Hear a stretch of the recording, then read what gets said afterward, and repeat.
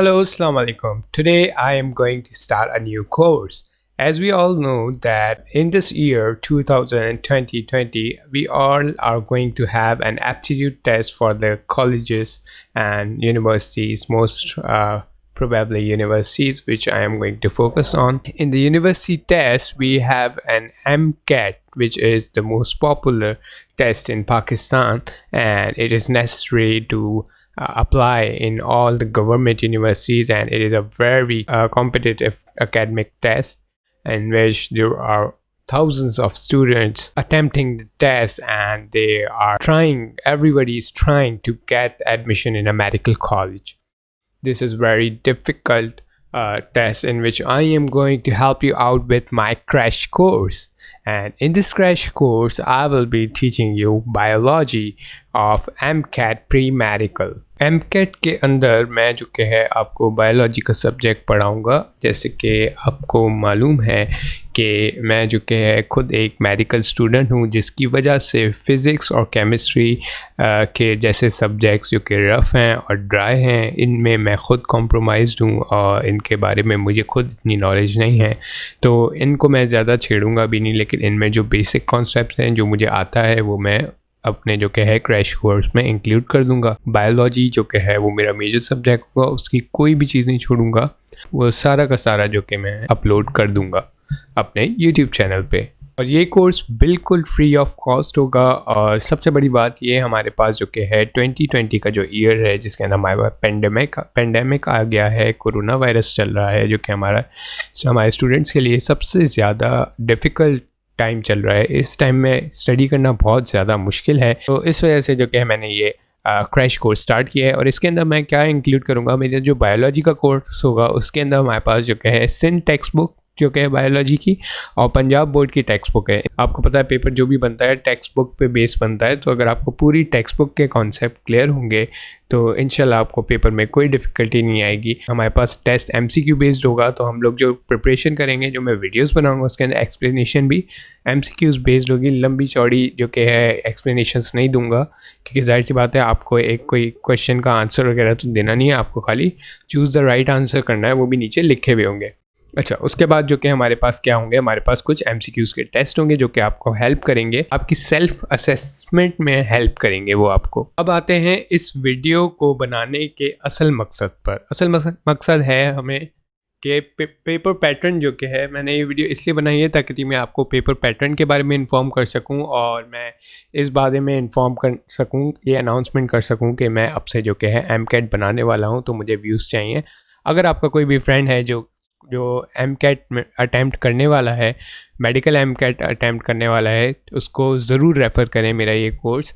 इंशाल्लाह it will be very helpful. And सबसे बड़ी बात, ये बहुत ब्रीफ होगा। मेरी वीडियोस 5 to 10 मिनट से ज़्यादा मैं उनको एक्सीड नहीं करूँगा, या मैक्सिमम 15 मिनट्स, तो एक घंटा स्टूडेंट को नहीं देखना पड़ेगा। He can quickly watch all my videos and get benefit from it. अब बात करते हैं हमारे पास जो कि है उसका पेपर पैटर्न क्या होगा। ये हमारे पास एक सिंगल पेपर होता है जिसके अंदर हमारे पास 90 BCQs आते हैं। MCQs असल में हमारे पास अब बेस्ट चॉइस क्वेश्चंस आते हैं ना, तो मुझे आदत हो गई उसकी।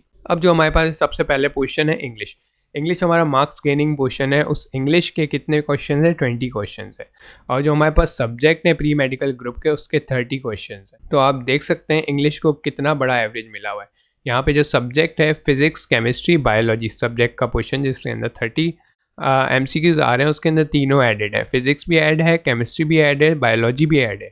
लेकिन अगर आप इंग्लिश को अच्छे से पढ़ लेते हैं तो आपके पूरे के पूरे 20 जो कि है MCQs हो जाएंगे, और उसके अंदर सब्जेक्ट खाली आपको एक पढ़ना पड़ेगा। यहाँ आप 3 सब्जेक्ट पढ़ेंगे तब जाके खाली 30 जो कि आपके MCQs हो रहे हैं। तो ये marks gaining point of view है। इसके अंदर हमारे पास क्या क्या आता है? सेंटेंस कंप्लीशन आता है। कोई भी सेंटेंस आपको दे देंगे, उसके बीच में कोई चीज़ खाई हुई होगी, उसको कंप्लीट करना है आपने। एनालॉजी देंगे, एंटोनिम देंगे, एंटोनिम सिनोनिम जो कि हमारे पास होते हैं, और कॉम्प्रिहेंशन देंगे कि भाई ये पढ़ के आंसर्स निकालो। और इस तरह के जो कि है डिफरेंट क्वेश्चन होंगे किसके अंदर, इंग्लिश के अंदर। फिर इसके बाद हमारे पास है एनालिटिकल के हमारे पास 20 क्वेश्चन हैं, और हमारे पास क्वान्टिटेटिव के 20 क्वेश्चन हैं। ये इस दफ़े का है, पता नहीं 2019 में भी था, I have no idea about 2019। अब बात करते हैं कि भाई हमारे पास एनालिटिकल के अंदर सिनेरियो बेस्ड है। आपको कोई भी सिनेरियो दे दिया जाएगा, अब एनालिटिकल में डिफरेंस क्या है, जो हमारे पास प्री मेडिकल के जो सब्जेक्ट्स हैं जाहिर सी बात है उसी में से उठाया जाएगा ये भी, लेकिन एनालिटिकल जो कि है इसका मकसद क्या है, इसका मकसद ये है कि भाई कुछ ऐसे क्वेश्चंस हो गए जो कि आपकी प्रोसेसिंग को डिटरमाइन करेंगे कि भाई आपके पास नॉलेज है, उस नॉलेज को प्रोसेस करके आप आंसर दे सकते हो नहीं दे सकते, वो हमारे पास सिनेरियो बेस्ड होगा। ठीक है, दूसरा होगा हमारे पास स्टेटमेंट बेस्ड। अब हमारे पास किसी चीज़ का हमारे पास आंसर है, लेकिन उस आंसर को कंफर्म करने के लिए हमें कोई स्टेटमेंट चाहिए हमारी टेक्स्ट बुक से। ठीक है, ऐसे क्वेश्चंस होंगे जैसे for example Newton law, first law जो कि है ये चीज़ कहता है, कुछ इस तरह का आपने बना दिया, या every force has an equal and opposite reaction, every action has an opposite reaction. तो हमारे पास वो स्टेटमेंट कोई उन्होंने बड़ा सा सिनेरियो दे दिया, उस सिनेरियो को कंप्लीट करने के लिए हमें उस स्टेटमेंट का याद होना ज़रूरी है। तो उस क्वेश्चंस को हम कहेंगे statement based. Statement based 8 question आते हैं, सिनेरियो बेस्ड 12 क्वेश्चन आते हैं। अच्छा, क्वेश्चंस की जो कि है सब्जेक्ट वाइज, टॉपिक वाइज जो कि डिस्ट्रीब्यूशन मैंने इंग्लिश की नहीं बताई।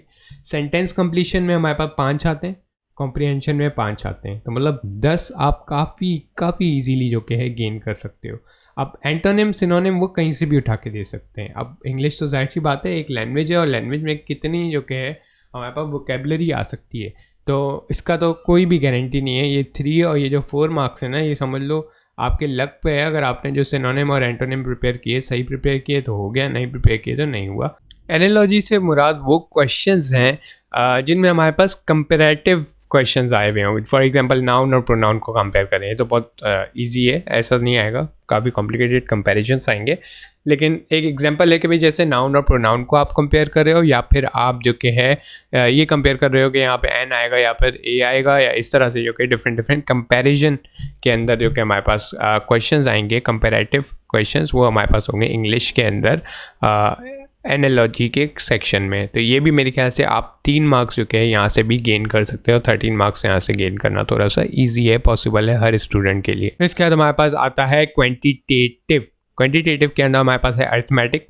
अर्थमेटिक्स में से हमारे पास 13 क्वेश्चन आ रहे हैं, जिसका मतलब अगर किसी ने अर्थमेटिक कर लिया पूरा और बहुत अच्छे से किया है तो उसके तकरीबन 10 क्वेश्चन जो कि सॉल्व करना बहुत आसान हो जाएंगे। तो यहाँ से वो 10 BCQs इस तरह से निकाल सकता है।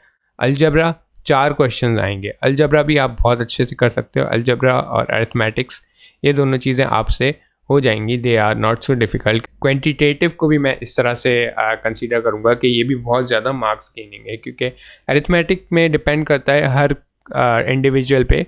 किसी को बहुत ज़्यादा पसंद भी आता है, किसी को बिल्कुल भी पसंद नहीं आता। लेकिन जिस तरह से हमारे पास फिजिक्स और केमिस्ट्री में क्वेश्चन जो कि डिवाइड हुए थे ना 30-30, फिजिक्स और केमिस्ट्री जितना रफ है ना उतना रफ हमारे पास अरिथमेटिक रफ नहीं है। तो थोड़ा सा आप लोग खुश हो सकते हो इस मामले में। और अलजबरा भी इतना टफ नहीं है और ज्योमेट्री भी इतना टफ नहीं है। ये हमारे लिए बच्चों का खेल है अगर आप प्रैक्टिस करें तो, क्योंकि मैथ्स प्रैक्टिस रिक्वायर कर रहा है, आपसे रट्टा रिक्वायर नहीं करता। जबकि फिजिक्स और केमिस्ट्री आपसे रट्टा भी रिक्वायर करता है, प्रैक्टिस भी रिक्वायर करता है। इस वजह से जो कि है मैं यहाँ पे इसको marks gaining point of view consider करता हूँ क्वांटिटेटिव को। फिर आ जाता है प्री मेडिकल, जो कि बहुत ज़्यादा मार्क्स लूजिंग भी हो सकता है, बहुत ज़्यादा गेनिंग भी हो सकता है। अब फिजिक्स इतना बड़ा हमारे पास जो कि है एरिया है और उसमें से खाली 8 BCQs, केमिस्ट्री इतना बड़ा एरिया 8 BCQs, बायोलॉजी इतना बड़ा एरिया 2 बुक्स और 14 BCQs। हमारे पास जो कि है क्वांटिटेटिव की अरिथमेटिक, अलजेब्रा और ज्योमेट्री की बुक्स इतनी बड़ी नहीं है, ये तो खाली चैप्टर्स हैं और इनमें से हमें 13 मिल रहे हैं। इसी तरह स्टेटमेंट्स और सिनेरियो के अंदर जो कि हमारे पास ये है कि यहाँ पे जो हमारे पास क्वेश्चन आएंगे एनालिटिकल के अंदर बी और डी पार्ट जो कि है सिमिलर है। तो समझो 20 और ये 30 टोटल हो गए 50 क्वेश्चन हमारे पास सब्जेक्ट में से आएंगे, जिसके अंदर सिनेरियो क्वेश्चन होंगे, स्टेटमेंट क्वेश्चन अलग होंगे और नॉर्मल सब्जेक्ट अलग होंगे। ये मेरा हाइपोथेसिस है, ये कंफर्म नहीं है। और यहाँ पे जो कि हमारे पास पैटर्न जो कि हम समझ गए, हमारे टोटल क्वेश्चंस 90 हो गए। 30 from our subjects, 20 from our quantitative जो कि मैथ्स है, और एनालिटिकल में से 20 है हमारे पास, और हमारे पास इंग्लिश में से 20 है। मेरा ख्याल है शुरू के टॉपिक्स पे ज़्यादा फोकस करना चाहिए। एनालिटिकल को आप करो, क्वांटिटेटिव को आप करो, और जो क्या है इंग्लिश को आप करो, तो आपको कितने मिल जाएंगे 20 60 मार्क्स मिल जाएंगे। जबकि अगर आप खाली इन सब्जेक्ट्स पे लगे रहो, फिजिक्स, केमिस्ट्री और बायोलॉजी, तो आपको खाली 30 मार्क्स मिलेंगे। This was an introduction to my new crash course, and onwards I'm going to be uploading the series of the videos and lectures by numbering and by very organise manner. इससे पहले जो मैंने lectures बनाए physiology और anatomy वगैरह के जो मैं बनाया करता हूँ वो इतने ज़्यादा ऑर्गेनाइज नहीं रहते, उनका पैटर्न थोड़ा अप एंड डाउन हो जाता है। यहाँ पे मैं पैटर्न बिल्कुल अप एंड डाउन नहीं करूँगा और बिल्कुल जो कि है ऑर्गेनाइज पैटर्न में जो कि है हम लोग वीडियोस बनाएंगे और इंशाल्लाह we will finish the series before your exams. Stay tuned, stay updated. अल्लाह हाफिज़।